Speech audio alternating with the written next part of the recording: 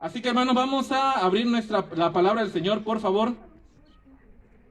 Por ahí el hermano Axel, cuando me hizo la invitación, me dijo: Arturo, vamos a hablar de Hechos, del libro de Hechos. Así que vamos a hablar un poco acerca de este libro. Yo le decía a Axel, tengo un problema porque el tema, aun cuando se desarrolla del personaje principal de Hechos, los mensajes de Pablo no están en Hechos, están en Efesios, están en Gálatas, ¿vale? Pero vamos a agarrarnos, vamos a centrarnos en la vida de este hombre y vamos a ir sacando lecciones que yo sé que por el tiempo no se nos puede ir toda la tarde sacando conclusiones de Pablo, así que vamos a ir de lo básico. Pero antes, a ver, ¿quién me puede decir de memoria Gálatas 2:20? Yo sé que es un texto sumamente conocido. Gálatas 2:20, le voy a dar nada más el inicio de cómo dice: con Cristo estoy juntamente crucificado. ¿Qué sigue? Ya no vivo Yo, más Cristo vive en mí. Perfecto. Esta declaración, ¿de quién viene? ¿Quién la hizo? Pablo. ¿Quién era Pablo? ¿Quién era Pablo? Un apóstol. ¿Y antes quién era? Un perseguidor de Cristo. ¿Sí? Un fariseo. ¿Quién era Pablo? Era un fariseo. Era alguien que era capaz en la actualidad, si todas las condiciones de las cuales nos habló Axel hace rato, de las noticias, si estuvieran ya dadas esas condiciones en la actualidad, con leyes ya de por medio, ¿quién sería el que vendría a sacar de la casa a Axel? Pablo. Bueno, Saulo. Él sería el que vendría. 3 años después, ese mismo hombre que se llevó preso a Axel y lo tiene en la cárcel en Pachuca, viene un día al Congreso y se para ahí en la entrada y dice: hermanos, ¿saben qué? ¿Recuerdan a Ananías? Bueno, Ananías me bautizó, yo quiero ser parte de ustedes. ¿Cómo recibiríamos nosotros a Pablo? Con desconfianza. Con extrañeza. ¿Se dan cuenta que el tema de la desconfianza, de la desunión, no es de nosotros nomás? No estoy diciendo nada entre líneas, es algo que es a nivel mundial ese problema. Así que no es nada personal, hermanos. Es así aquí y en Colombia, en Argentina, pasan los mismos problemas. Los problemas de prejuicios o los problemas de desunión no son de nosotros, sino también son de la iglesia, ¿qué cosa? Primitiva, ¿vale? La diferencia es cómo lo solucionaban. Esa es la única diferencia. Los problemas siempre han estado. El punto es que con qué actitud yo estoy para arreglar un problema o no. Entonces, esta frase tan hermosa, ¿quién la dice? La dice Pablo. Y Pablo era un acérrimo perseguidor ¿de quiénes? De los seguidores de Cristo. Vamos entonces a Hechos 1 y 3. Vamos a tratar de hacer un resumen rápido de Pablo para ir teniendo el contexto de él. Ya sé que lo conocemos la historia, pero vamos a poner el contexto.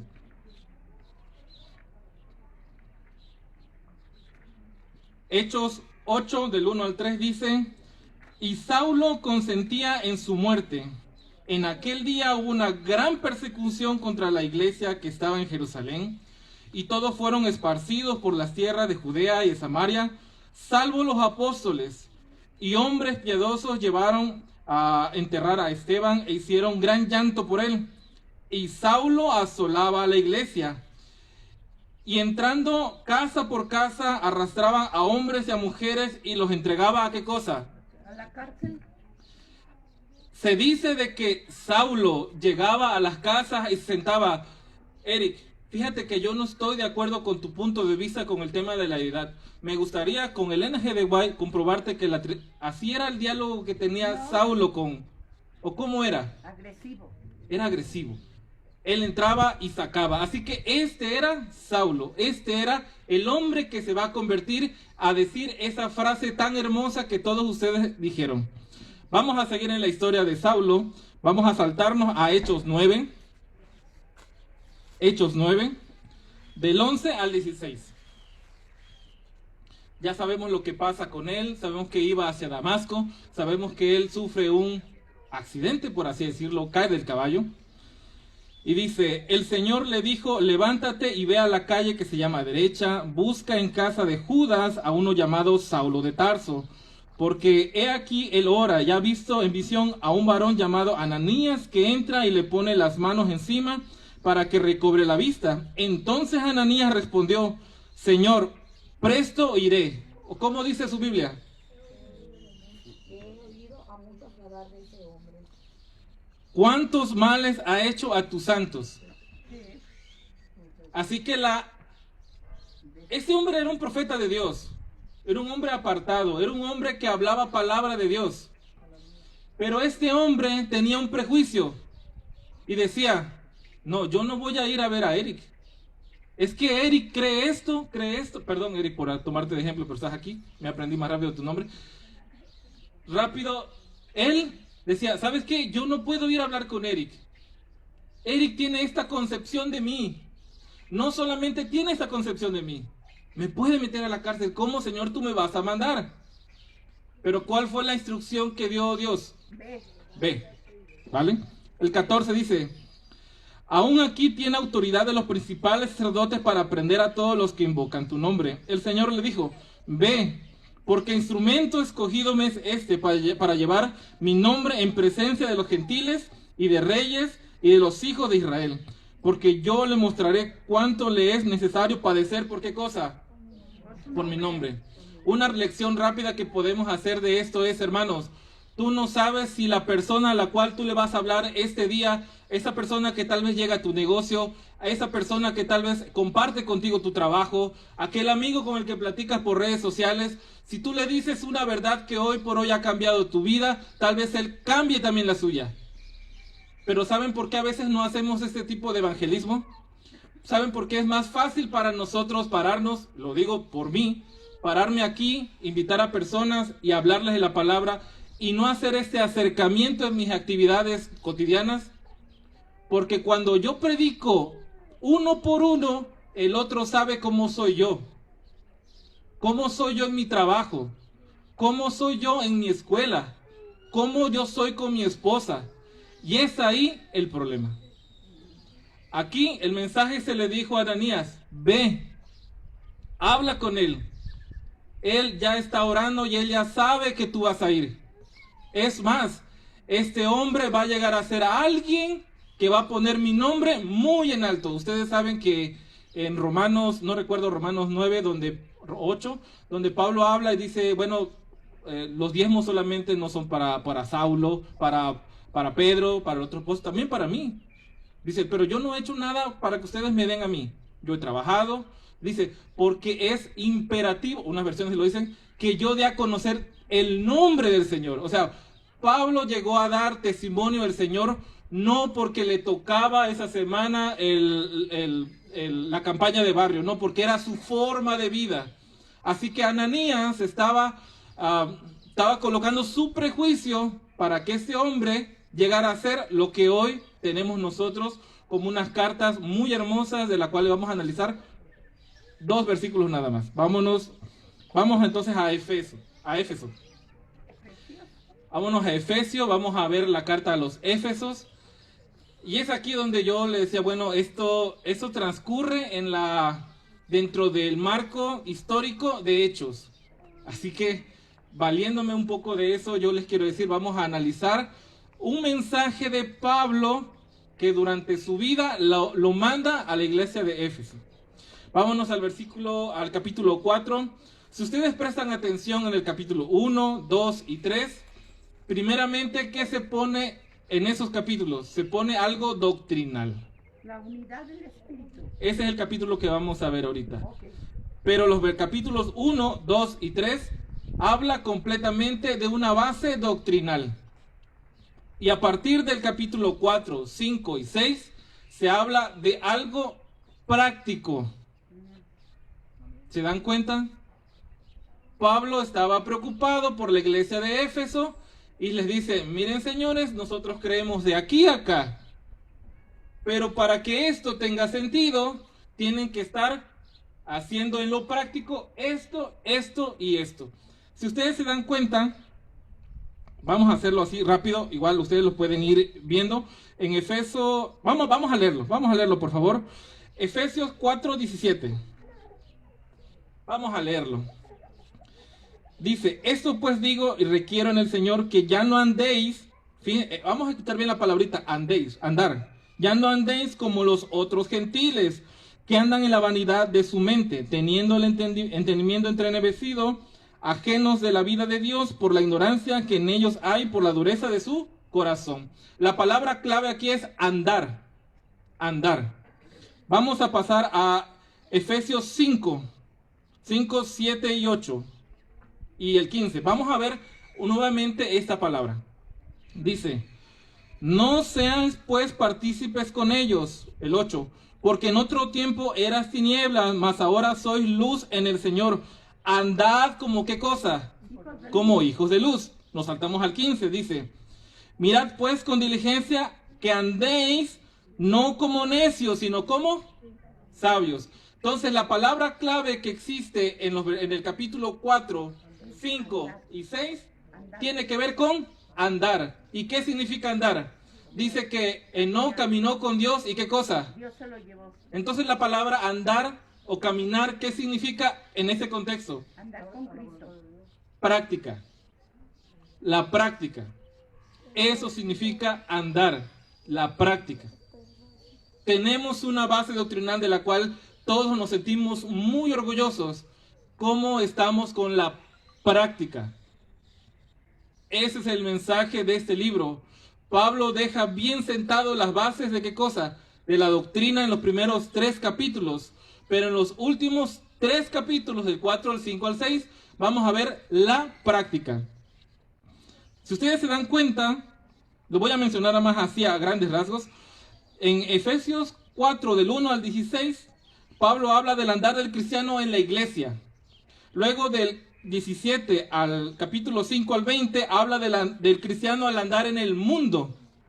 Luego en Efesios 5, del 21 hasta el capítulo 6, 9, dice, Pablo habla del andar del cristiano en el seno familiar. Otro tema completamente aparte. Y en Efesios 6, del 10 al 20, ese último capítulo dice, Pablo habla de la lucha del cristiano al andar con Cristo. Entonces, si nos damos cuenta, los últimos 3 capítulos habla de cómo vamos a andar primeramente en la iglesia, luego habla de cómo vamos a andar con el mundo, luego cómo vamos a andar en nuestras casas y lo difícil que puede ser para algunos andar con Cristo. Si se dan cuenta, el apóstol Pablo estaba muy, pero muy preocupado por ¿qué cosa? Por la unidad. ¿Ustedes creen que esto no es para la actualidad de nosotros? Claro que sí. Hace bastante falta. Así que vamos entonces a entrar de lleno con el tema. Vámonos entonces al capítulo 4 del 1 al 6. Ese va a ser los versículos que vamos a analizar. Efesios 4 del 1 al 6. Vamos a leerlo y lo vamos a ir sacando uno por uno. De hecho, el hermano Félix ayer se adelantó con mi tema. Pero bueno, está bien. El Señor nos está colocando un mismo tema, así que yo no tenía nada, conocimiento de nada, así que, hermano, el mismo espíritu que te puso a ti lo que dijiste ayer por la noche, aquí está. Vamos a irlo leyendo y vamos a ver que el mensaje de hoy, a mí me encanta, una de las cosas que me encanta a mí de leer es de que el escritor parece que aun cuando estuviera muerto estuviera aquí sentado y te estuviera hablando a ti. Para a los niños, los jóvenes, tal vez todo se compone ahora de YouTube, de algo que funcione con batería. Y me decía mi sobrino, oye, ¿qué lees? No, leo la Biblia. ¿Y qué es la Biblia? Mi sobrinito no tenía idea, ¿no?, de esto. Y al final de la plática me decía, ¿y no usa batería? Digo, uno está como que siempre acostumbrado a que las cosas usan batería. Vamos a ver un texto ahora que es transmitido de hace muchísimo tiempo y que no es necesario de internet, de nada, está escrito y al alcance para nosotros. Vamos pues a leer, dice, yo pues preso en el Señor, os ruego que andéis como es digno de la vocación con que fuisteis llamado, con toda humildad. Palabra clave para ver esta tarde. Y mansedumbre, soportaos con paciencia los unos con los otros en amor, solícitos en guardar la unidad del Espíritu en el vínculo de la paz. Aquí viene esta parte que tal vez nosotros ya la sabemos de memoria. Dice, un cuerpo, un espíritu con que fuiste llamados, también llamado en una misma esperanza de vuestra vocación, un Señor, una fe, un bautismo, un Dios y Padre de todos, el cual es sobre todos y en todos. Amén. Esta última parte es la parte que nos conocemos de memoria. Si alguien viene y nos pide cuenta de cuántos dioses hay, qué justificación por la fe, aquí no lo sabemos rápido. Pero la primera parte es la primera que tal vez nos llame un poco, nos cueste un poco analizar. Vamos a leerlo poco a poco y lo vamos a ir checando. El versículo 1 dice, ¿cuál es el contexto de Pablo aquí? Yo preso en qué cosa?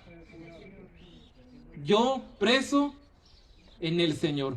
¿Cuál era la causa por la cual este hombre estaba preso? Por la palabra. No estaba preso porque tuvo un delito secular, no estaba preso porque defalcó al banco, porque no pagó sus impuestos. No, ¿por qué estaba preso? Por la palabra del Señor. Dice, os ruego que andéis como es digno de nuestra vocación. A ver, hermanos, ¿cuál es nuestra vocación como cristianos? ¿Cuál es nuestra primera vocación como cristianos? Les voy a ayudar. Dar un fiel testimonio. Un fiel testimonio, perfecto. ¿Quién más? Misionero. Realzar los mandamientos, quiero entenderte. Así es, hermano. ¿Quién otro? ¿Quién otro? Servicio por amor, ok. Santidad. Me gusta tu comentario. Yo les voy a dar una ayuda. Mateo 5:16. ¿Vosotros sois qué cosa? La sal de la tierra. Y también dice que nosotros somos qué cosa? Luz. Y una luz, ¿qué cosa? No sé qué. No se esconde. No sé si les ha pasado a ustedes, pero ahora que veníamos para acá, existe una ciudad, se llama Ciudad Cerdán, creo. Sagún. Que yo he pasado por aquí, pero en la noche, y se ve. O sea, va uno por el arco, y está todo oscuro, pero se mira. Se mira de ese lado. Cuando uno va saliendo de Orizaba hacia Puebla, hay un pueblo que está entre las montañas. Y en la oscuridad, aunque haya niebla, ese pueblo se ve. Y uno dice, ¿cómo le hace la gente para subir y vivir allá? El punto es que una ciudad asentada en qué cosa, en una montaña, en un monte, ¿qué cosa? No se puede ocultar.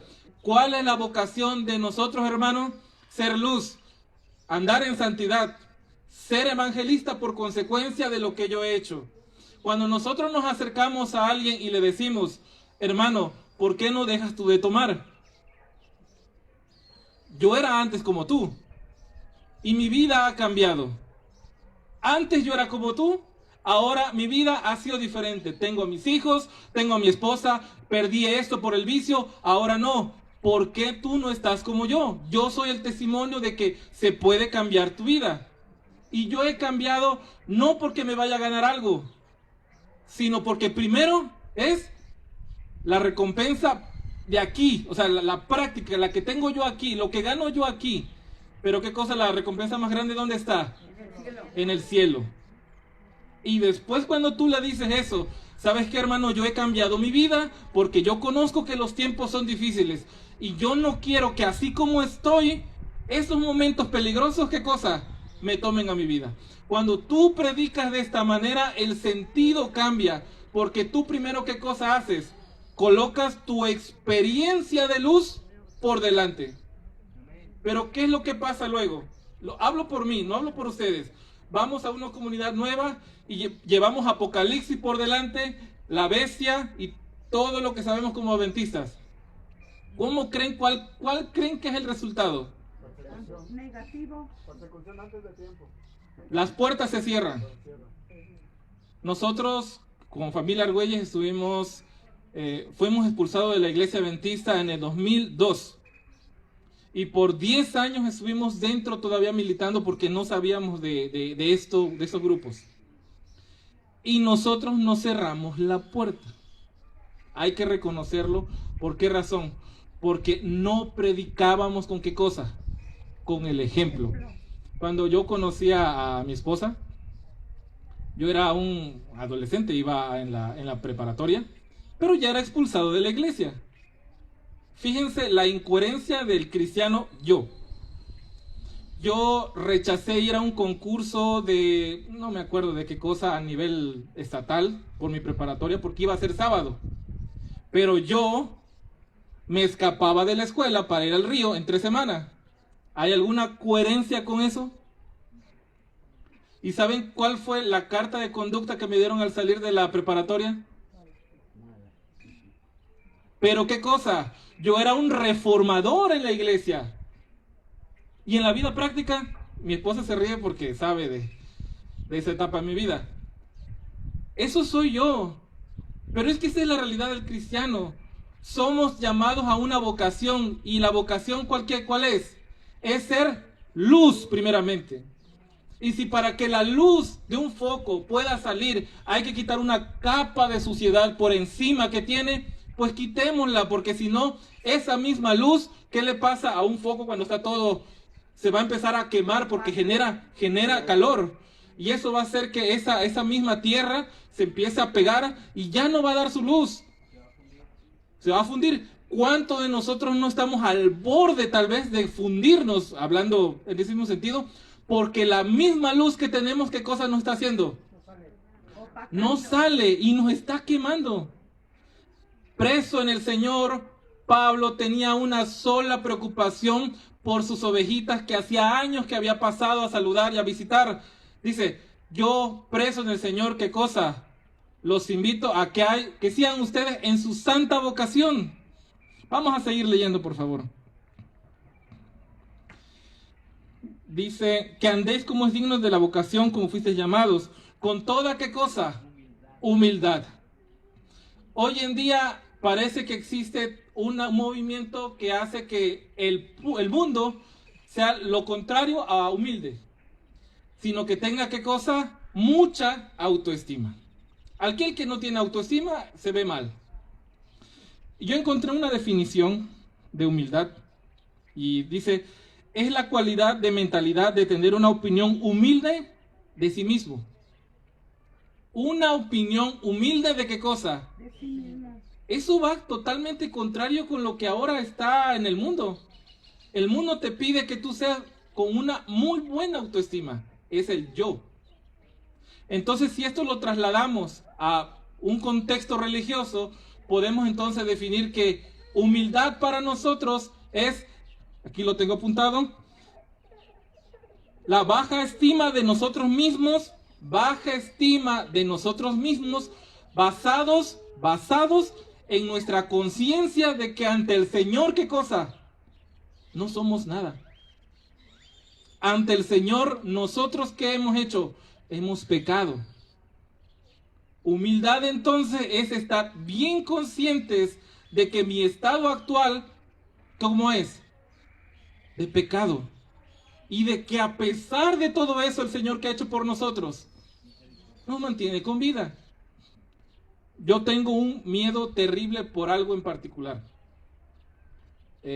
Por mi trabajo yo manejo mucho. Parte de mi trabajo es eso. Y tenemos un hermano en común de todos ustedes, se llama Fred Muñoz. Este hermano conoció todo lo que nosotros conocemos en la cárcel. Él está prisionero por sus pecados del pasado. Y él está en Tapachula. Y cuando lo fuimos a visitar, fue un momento muy hermoso, compartimos un bello momento. Pero llegó un momento en donde a las 3 de la tarde, cuando uno ya tiene que salir de la visita, uno sube por el puente que divide la cárcel con la parte libre. Y fue terrible ver al hermano parado diciéndonos adiós. Y tú aquí de este lado en el puente, una sola puerta divide para que este hombre sea libre. Este hombre está arrepentido, pero él va a estar ahí. Esperemos que no sea así, por unos 15 años, 20 años más. Uno de mis peores temores es de que, porque yo maneje, alguien se atraviese por delante, yo lo atropelle, ¿y qué cosa va a pasar conmigo? A la cárcel. Y ver a mi hijo crecer cada semana, verlo. Es algo terrible, pensar en esto es algo terrible.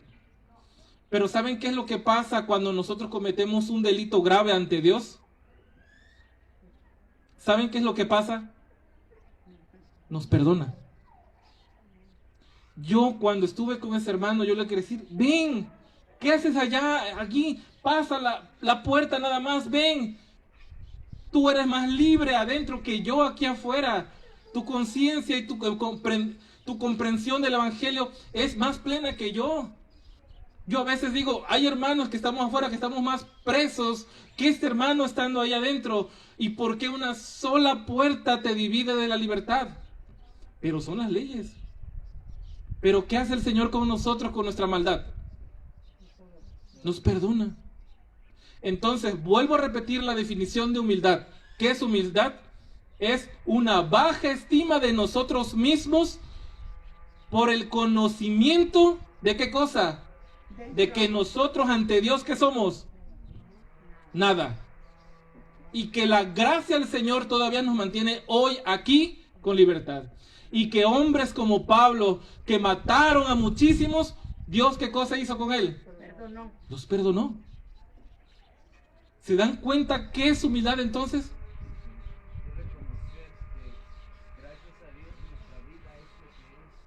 Así es. Amén. Vamos a ver mismo en Efesios, no quiero que mi palabra sea lo que esté definiendo la palabra humildad.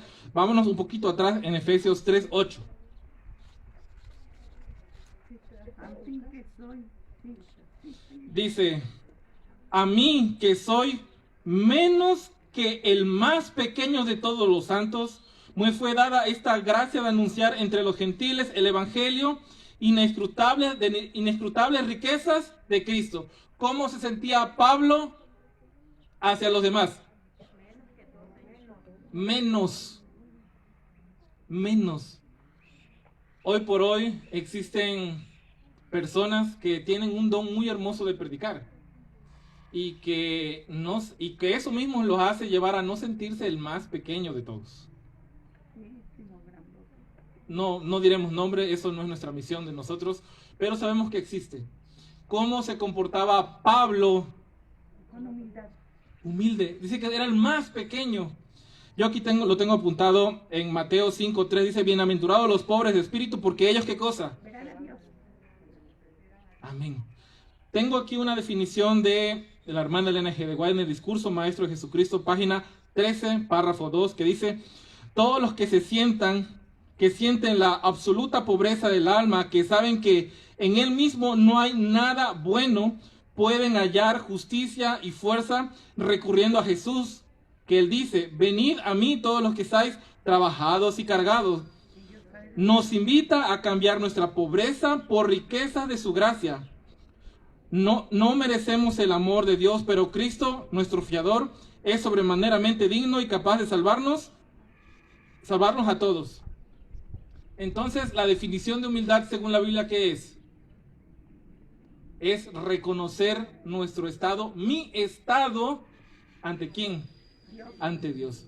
Por eso Pablo, cuando él se define contra otras personas, él dice, yo soy el más pequeño. Vamos a ir generando este contexto entonces. Vámonos entonces a ver cuál es el punto de la mansedumbre. Vamos a repasar nuevamente el texto que estábamos leyendo. El texto que estábamos leyendo, recuerda que es en Efesios 1. Y en el versículo 2 dice, con toda humildad y mansedumbre, soportaos con paciencia los unos a los otros en amor. Ahora, cuando nosotros ya entendemos de que al ser humilde es reconocer que el Señor está mucho más encima que yo, aquí viene el tema de la mansedumbre.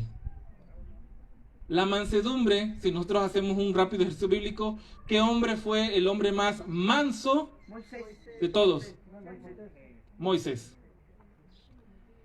Moisés, cuando él, no lo vamos a buscar porque sé que lo saben, cuando hubo un problema entre el pueblo y Dios, ¿cuál fue la primera reacción que tuvo Moisés hacia el pueblo? Ofrecer su vida de él. Dígalo.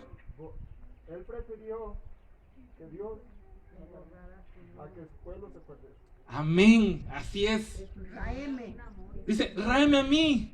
Raeme de Y dice Dios, no, espérate, yo de ti puedo hacer una nación más grande. Digo, no, bórrame a mí. Porque ¿qué van a decir los pueblos? ¿Qué va a decir Egipto? ¿Qué van a decir todos aquellos que no tienes poder? Cuando nosotros con humildad vemos que un hermano peca contra mí, llámenle el problema que sea. Un chisme, falso testimonio, me debe, lo que sea. Con estos principios que estamos viendo ahorita, ¿realmente él está pecando contra mí o está pecando contra Dios? Entonces, ¿cuál es nuestra reacción que debemos tener con este hombre? ¿O seremos como los apóstoles que cuando llegaron a Samaria, ¿qué quisieron hacer? Señor, fíjense, ellos eran bíblicos, no estaban diciendo nada extraño. Ellos estaban basando en lo que pasó con Elías. Eso lo podemos ver en Segunda de Reyes, al principio del primer capítulo, donde llegaron unos capitanes y con prepotencia, no, Señor, ¿sabes qué? Te habla el rey. Y Elías dijo, fuego del cielo. Entonces, basado en esto, los apóstoles bíblicamente le dijeron, Señor, ¿no quieres que como Elías hagamos descender fuego del cielo? Muchas veces nosotros agarramos partes de la Biblia que nos interesan para nuestros fines en ese momento. Yo lamento muchísimo muchas actitudes en redes sociales cuando uno expone la palabra y tal vez dice, voy a decir algo, el sábado es el sello de Dios, es lo que el Señor está pidiendo hoy por hoy. Y un hermanito, tal vez que no comparte nuestra misma doctrina, dice, ¿sabes qué? No, tú estás mal. Eres fariseo, y viene una lista de argumentos que ya conocemos. Y tú, lleno del Espíritu, lleno del celo, agarras, te enojas y le dices, ¿que acaso no leíste lo que puse? ¿Por qué no te regresas a leer lo que dije? ¿Ustedes creen que esa es una actitud de un cristiano? Pero eso pasa. ¿Basados en qué cosa? En que un día el Señor Jesús entró al atrio del templo y sacó un látigo y ¿qué cosa? Pero se nos olvida que ese incidente se ve opacado por 3 años y medio de ¿qué cosa?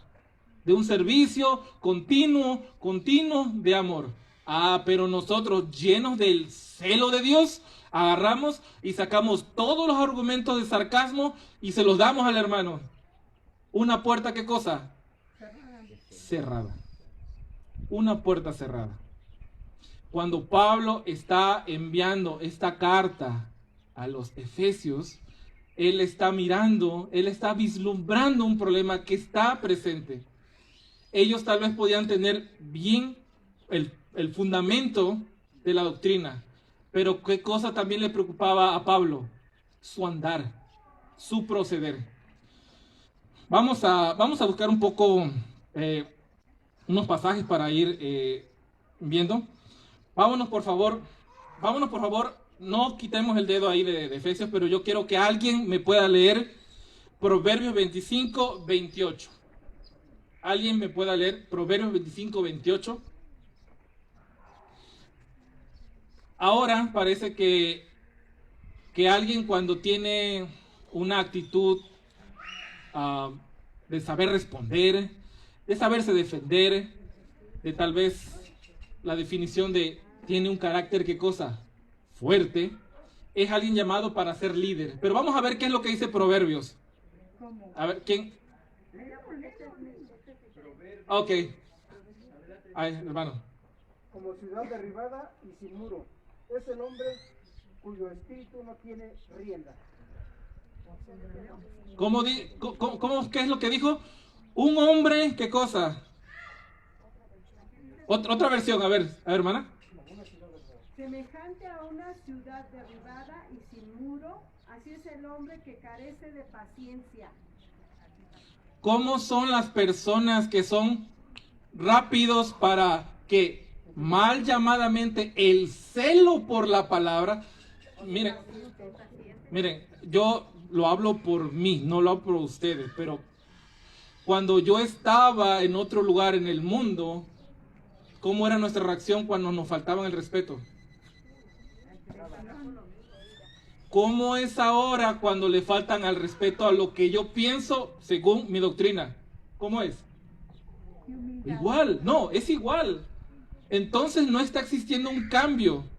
¿Estás tú convencido actualmente de que hay unas doctrinas que tienen validez, pero tu accionar y tu comportamiento es exactamente cuando estabas en el mundo?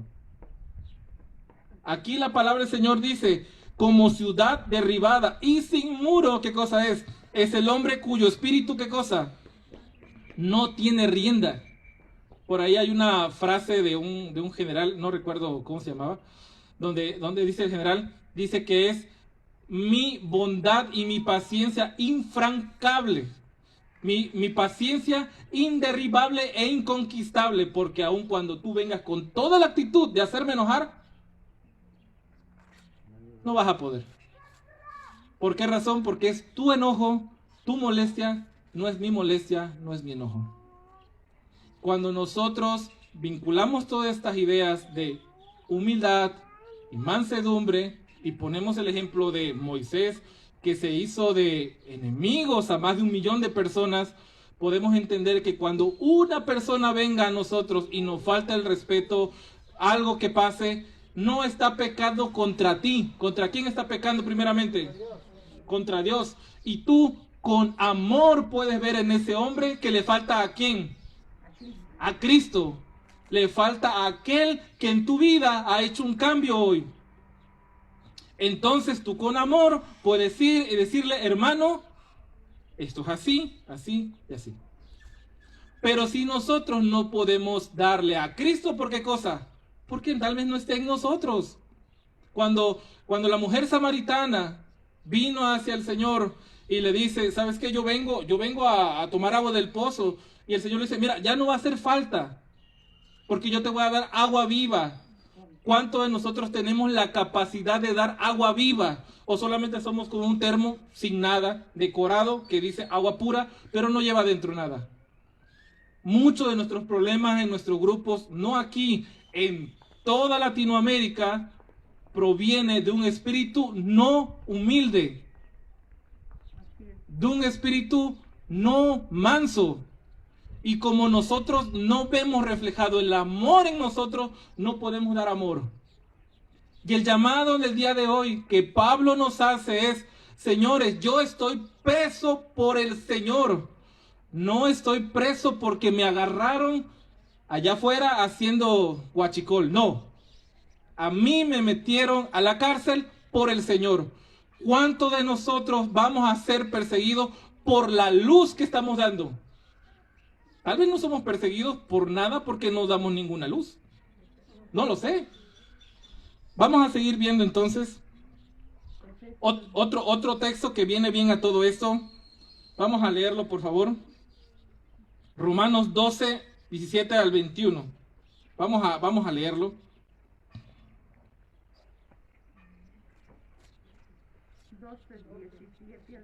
Sí, Romanos 12, 17 al 21 dice: no paguéis a nadie mal por mal, procurad lo bueno delante de todos los hombres, y si es posible, en cuanto dependa de vosotros, ¿qué cosa?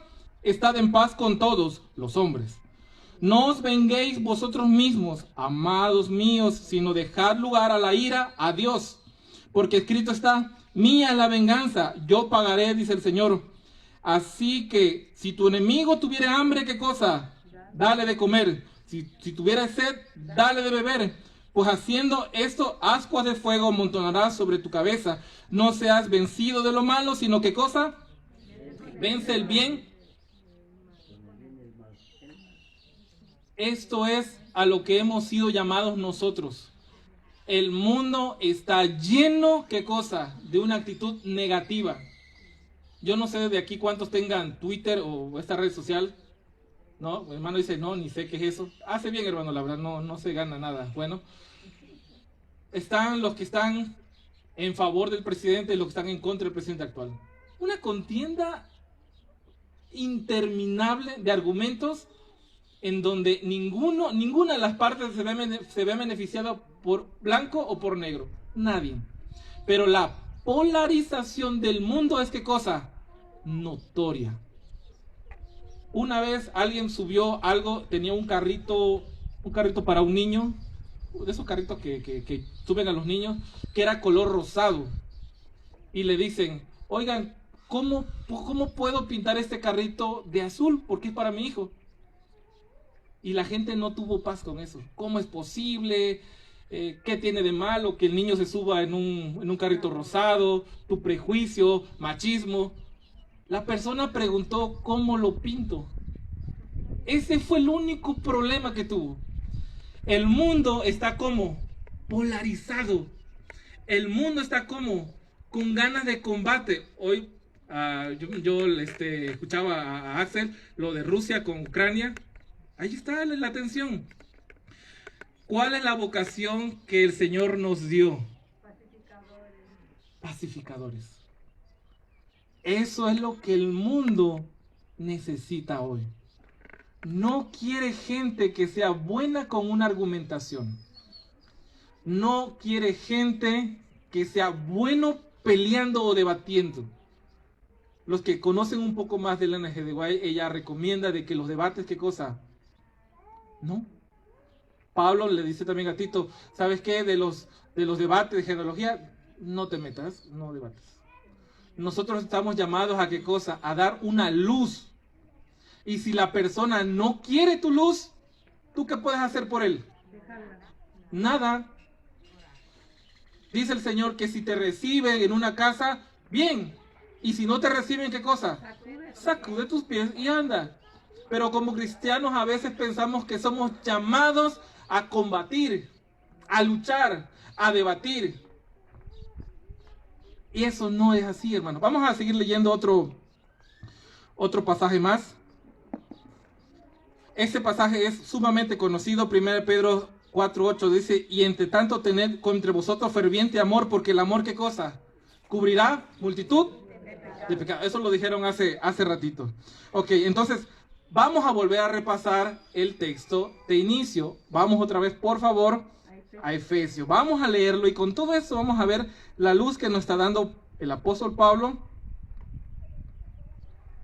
Efesios 4 del 1 al 6. Yo pues, preso del Señor, os ruego que andéis como es digno de la vocación a que fuiste llamado. ¿Cuál fue nuestra vocación?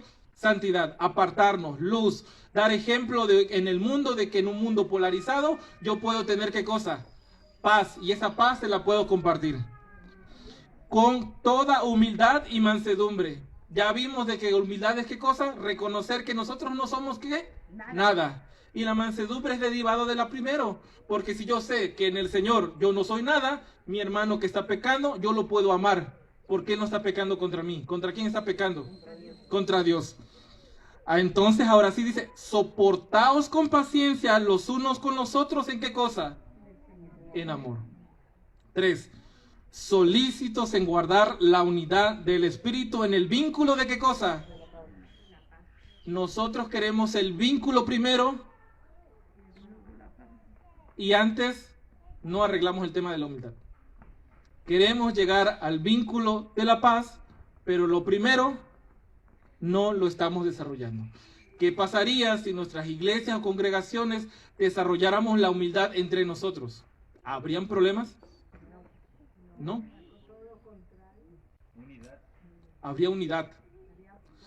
Aquel malentendido que tal vez se dijo detrás de, ¿acabaría así? No. Porque con humildad me puedo acercar a Eric. ¿Sabes qué, Eric? Yo observo que tú haces eso y eso. Tal vez mi percepción, mi prejuicio, mi contexto social no entiende lo que él está pasando.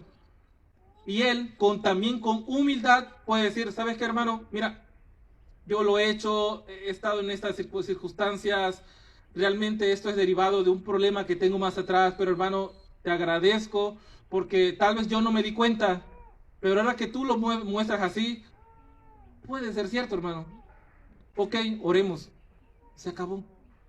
Problema resuelto. Pero ¿por qué no llegamos a ese punto? Porque muchas veces la humildad y la mansedumbre no está colocada en nuestro corazón.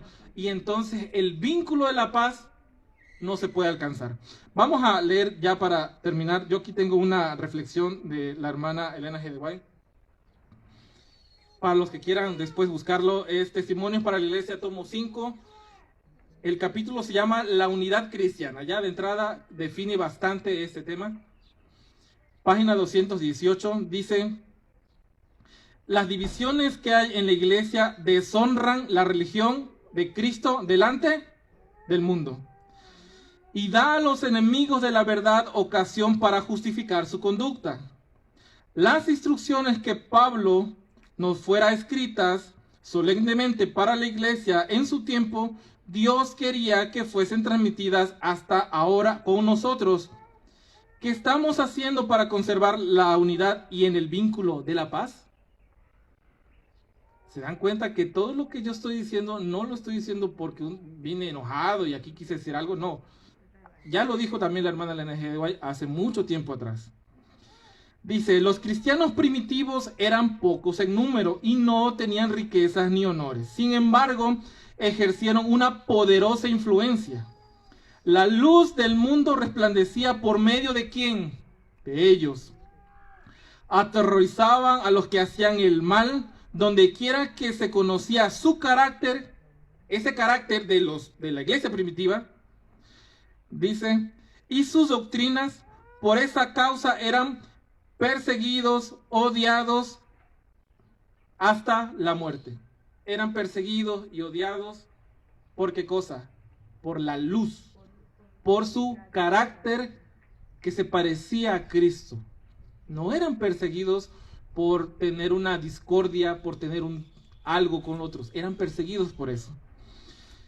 Dice, sigue diciendo, la norma en la santidad es lo que hoy en día, en nuestro tiempo, debe de ser semejante a los apóstoles.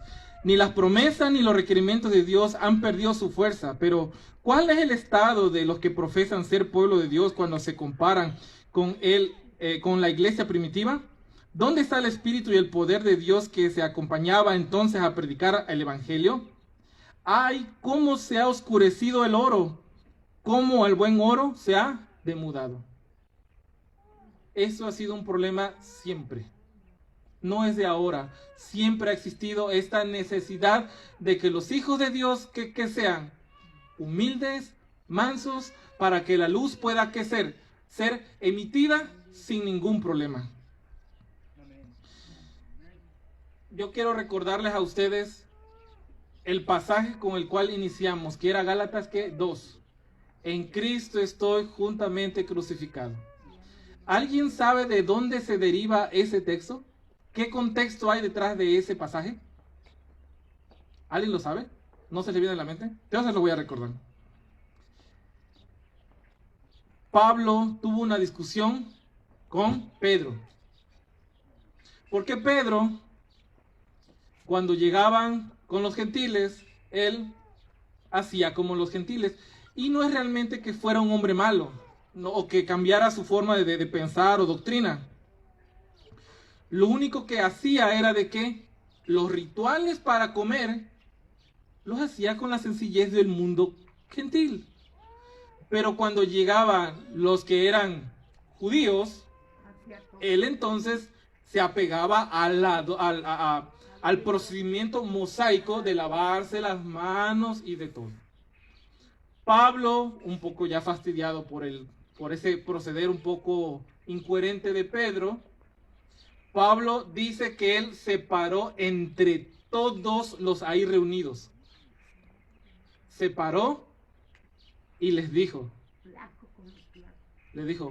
no es posible, Pedro, que tú, habiendo reconocido el evangelio de Cristo, ahora vengas a ser como un judaizante. ¿Se dan cuenta que la frase muy bonita que hemos leído al inicio proviene de un pleito con Pedro? ¿Ustedes qué piensan? De ahí Pedro, ya no se habló nunca más con Pablo, y cada quien ni siquiera se mencionó uno con otro en sus cartas. ¿Qué creen que pasó? Vamos a ver qué es lo que dice. Vámonos a 2 de Pedro 3:15. Ahí está la respuesta. ¿Cómo fue que acabó esta discusión en ese malentendido que hubo?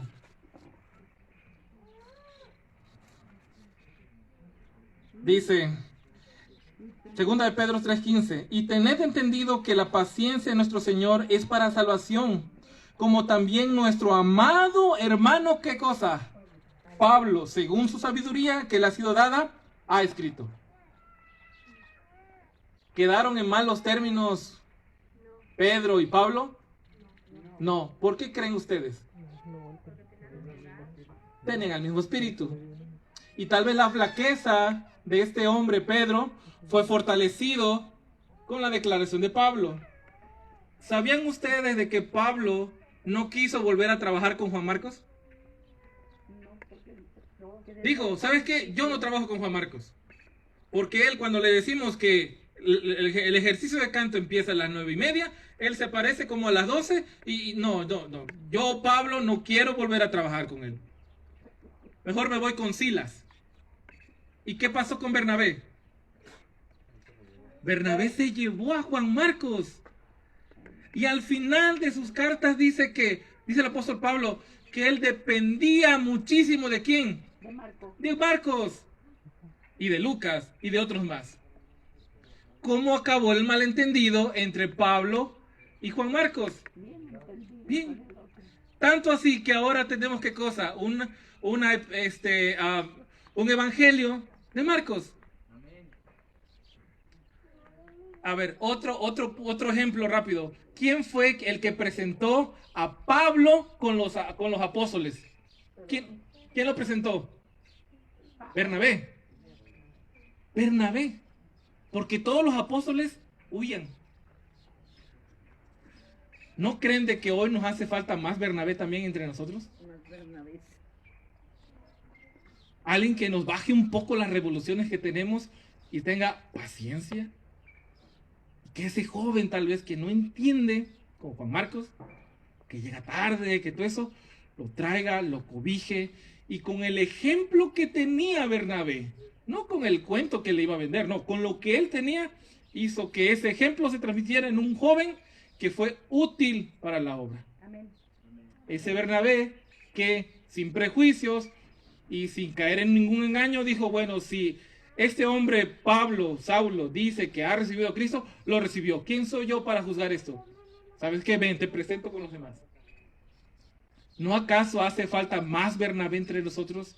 ¿Acaso no hace falta más Pablos firmes y que no nos tiente la mano a levantarnos con ejemplo propio? Decir, Pedro, porque yo ya no vivo. ¿Vive quién en mí? Cristo.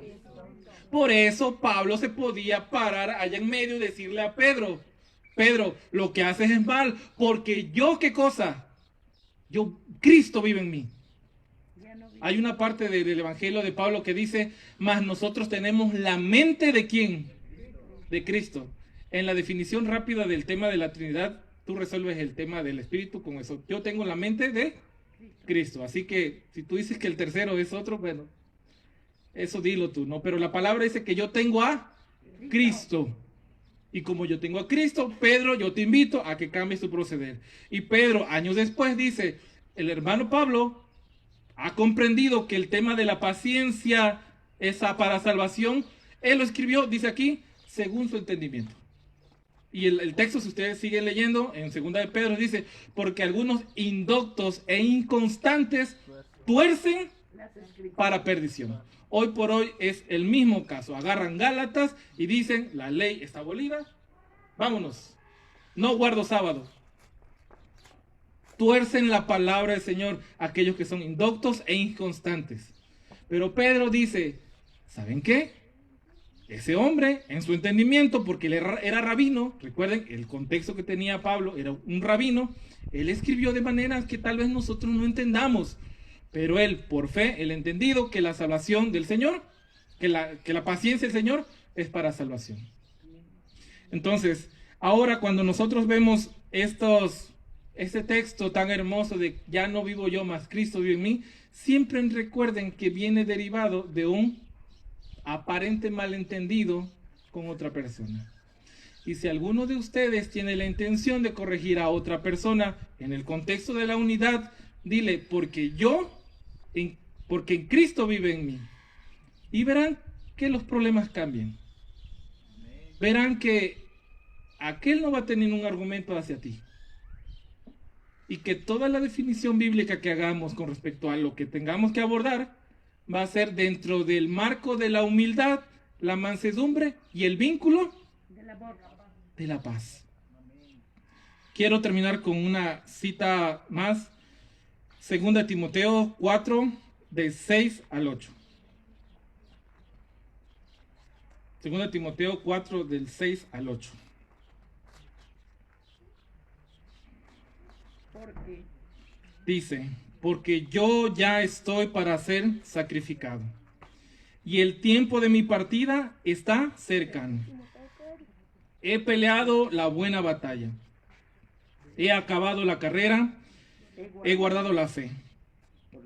Por lo demás me está guardada, ¿qué cosa? La corona de justicia. La corona de la justicia, la cual me dará el Señor juez justo aquel día, y no solo a mí, sino a quienes también. A los que ¿Ustedes aman su venida? Cuando hermano Axel, cuando Arturo dijeron todo lo que está pasando en el mundo, Said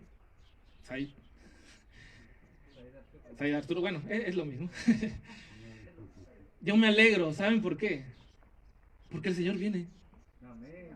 Yo no me tengo que preocupar, sí, me tengo que ocupar, no me tengo que preocupar, me tengo que ocupar.